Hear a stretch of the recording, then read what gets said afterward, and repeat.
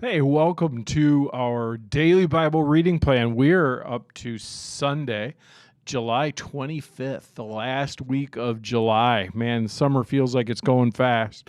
So we're going to be in 2nd Chronicles 14, 15, and 16, Romans 9, 1 through 24, Psalm 19, and we're starting Proverbs chapter 20, verse 1. So we're in Second Chronicles, rather, starting in chapter 14. When Abijah died, he was buried in the city of David. Then his son Asa was the next king. There was peace in the land for 10 years. Asa did what was pleasing and good in the sight of the Lord his God. He removed the foreign altars and the pagan shrines. He smashed the sacred pillars and cut down the Asherah poles. He commanded the people of Judah to seek the Lord, the God of their ancestors, and to obey his law and his commands. Asa also removed the pagan shrines as well as the incense altars from every one of Judah's towns. So Asa's kingdom enjoyed a period of great peace. During those peaceful years, he was able to build up the fortified towns along Judah. No one tried to make war against him at this time, for the Lord was giving him rest from his enemies. Asa told the people of Judah, "Let us build towns and fortify them with walls, towers, gates, and bars. The land is still ours because we sought the Lord our God, and he has given us peace on every side." So they went ahead with these projects and brought them to completion. King Asa had an army of 300,000 warriors from the tribe of Judah, armed with large shields and spears. He also had an army of 280,000 warriors from the tribe of Benjamin, armed with small shields and bows. Both armies were composed of well-trained fighting men. Once an Ethiopian named Zerah attacked Judah with an army of 1 million men and 300 chariots. They advanced to the town of Marishah. So Asa deployed his armies for battle in the valley north of Marishah. And then Asa cried out to the Lord his God, "O Lord, no one but you can help the powerless against the mighty. Help us, O Lord our God, for we trust in you alone. It is in your name that we have come against this vast horde. O Lord, you are our God. Do not let mere men prevail against you." So the Lord defeated the Ethiopians in the presence of Asa and the army of Judah, and the enemy fled. Asa and his army pursued them as far as Gerar, and so many Ethiopians fell that they were unable to rally. They were destroyed by the Lord and his army, and the army of Judah carried off a vast amount of plunder. While they were at Gerar, they attacked all the towns in that area, and terror from the Lord came upon the people there. As a result, a vast amount of plunder was taken from these towns too. They also attacked the camps of herdsmen and captured many sheep, goats, and camels before finally returning to Jerusalem. Then the Spirit of the God came upon Azariah, the son of Oded, and he went out to meet King Asa as he was returning from this battle. "Listen to me, Asa," he shouted. "Listen, all you people of Judah and Benjamin. The Lord will stay with you as long as you stay with him. Whenever you seek him, you will find him. But if you abandon him, he will abandon you. For a long time, Israel was without the true God, without a priest to teach them, and without the law to instruct them. But whenever they were in trouble and turned to the Lord, the God of Israel, and he sought him out, they found him. During those dark times, it was not safe to travel. Problems troubled the people of every land. Nation fought against nation and city against city, for God was troubling them with every kind of problem. But as for you, be strong and courageous, for your work will be rewarded." When Asa heard the message from Azariah the prophet, he took courage and removed all the detestable idols from the land of Judah and Benjamin, and in the towns he had captured in the hill country of Ephraim. And he repaired the altar of the Lord, which stood in front of the entry room of the Lord's temple. And then Asa called together all the people of Judah and Benjamin, along with the people of Ephraim, Manasseh, and Simeon, who had settled among them. For many from Israel had moved to Judah during Asa's reign when they saw that the Lord his God was with him. The people gathered at Jerusalem in the late spring during the 15th year of Asa's reign. On that day they sacrificed to the Lord 700 cattle and 7,000 sheep and goats from the plunder they'd taken in the battle. Then they entered into a covenant to seek the Lord God of their ancestors with all their heart and with all their soul. They agreed that anyone who refused to seek the Lord, the God of Israel, would be put to death, whether young or old, man or woman. They shouted out their oath of loyalty to the Lord with trumpets blaring and ram horns sounding. All in Judah were happy about this covenant, for they had entered into it with all their heart. They earnestly sought after God, and they found him, and the Lord gave them rest from their enemies on every side. King Asa even deposed his grandmother, Maacah, from her position as queen mother because she had made an obscene Asherah pole. He cut down her obscene pole, broke it up, and burned it in the Kidron Valley. Although the pagan shrines were not removed from Israel, Asa's heart remained completely faithful throughout his life. He brought into the temple of God the silver and gold and various items that he and his father had dedicated, so there was no more war until the 35th year of Asa's reign. In the 36th year of Asa's reign, King Baasha of Israel invaded Judah and fortified Ramah in order to prevent anyone from entering or leaving King Asa's territory in Judah. Asa responded by removing the silver and gold from the treasuries of the temple of the Lord and the royal palace. He sent it to King Ben-Hadad of Aram, who was ruling in Damascus, along with this message: "Let there be a treaty between you and me like the one between your father and my father. See, I'm sending you silver and gold. Break your treaty with King Baasha of Israel so that he will leave me alone." Ben-Hadad agreed to King Asa's request and sent the commanders of his army to attack the towns of Israel. They conquered the towns of Ijon, Dan, Abel-Beth-Maacah, and the store city of Naphtali. As soon as Baasha of Israel heard what was happening, he abandoned his project of fortifying Ramah and stopped all work on it. And then King Asa called out to the men of Judah to carry away the building stones and timbers that Baasha had been using to fortify Ramah. Asa used these materials to fortify the towns of Geba and Mizpah. At that time, Hanani, the seer, came to King Asa and told him, "Because you put your trust in the king of Aram instead of in the Lord your God, you missed your chance to destroy the army of King Aram. Don't you remember what happened to the Ethiopians and the Libyans and their vast army with all their chariots and charioteers? At that time you relied on the Lord, and he handed them over to you. The eyes of the Lord search the whole earth in order to strengthen those whose hearts are fully committed to him. What a fool you've been. From now on, you'll be at war." Asa became so angry with Hanani for saying this that he threw him into prison and put him in stocks. At that time, Asa also began to oppress some of his people. The rest of the events of Asa's reign from the beginning to end are recorded in the book of the kings of Judah and Israel. In the 39th year of his reign, Asa developed a serious foot disease. Yet even with the severity of his disease, he did not seek the Lord's help and turned only to his physicians. So he died in the 41st year of his reign. He was buried in the tomb he'd carved out for himself in the city of David. He was laid on a bed perfumed with sweet spices and fragrant ointments, and the people built a huge funeral fire in his honor. Then we go forward to Romans chapter 9. Romans 9. And we're going to read 1 through 24.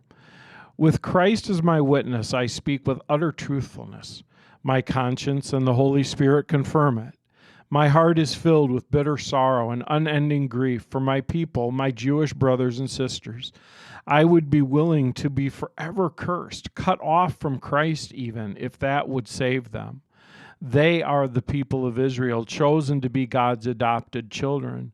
God revealed his glory to them. He made covenants with them and gave them his law.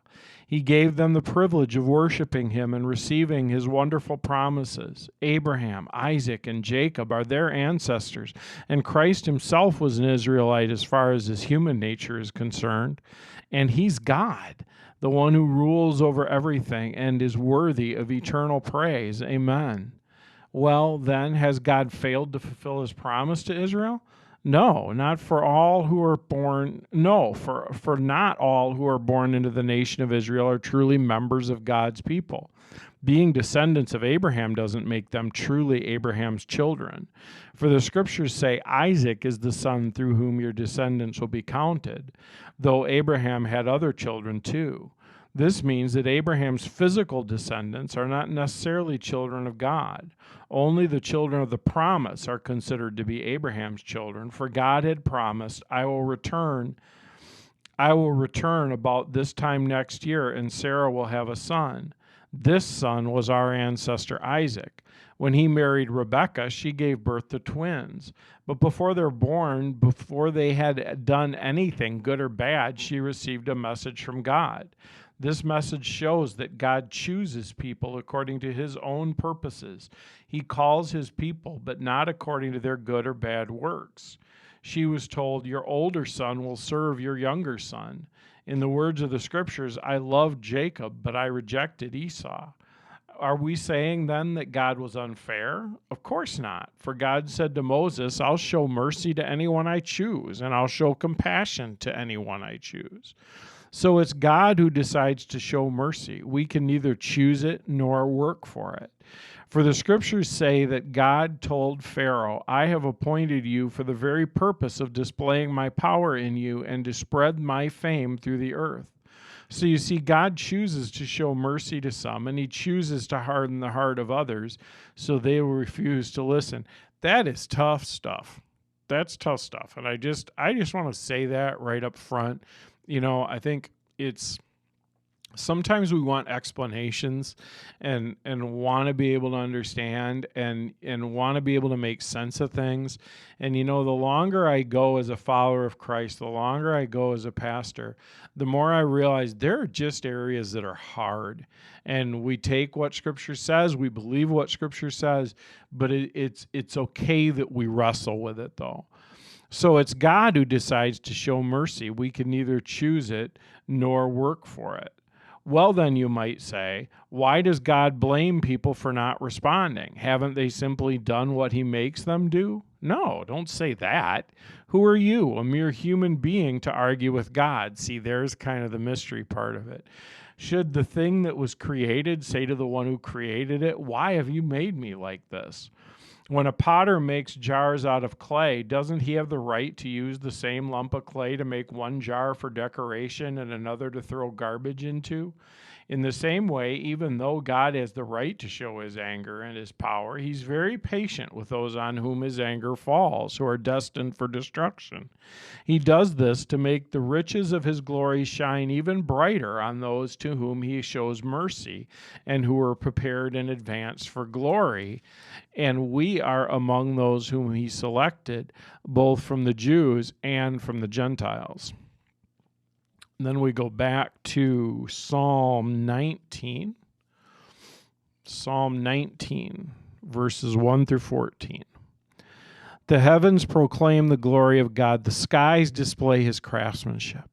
Day after day they continue to speak. Night after night they make him known. They speak without a sound or a word. Their voice is never heard. Yet their message has gone throughout the earth, and their words to all the world. God has made a home in the heavens for the sun. It bursts forth like a radiant bridegroom after his wedding. It rejoices like a great athlete eager to run the race.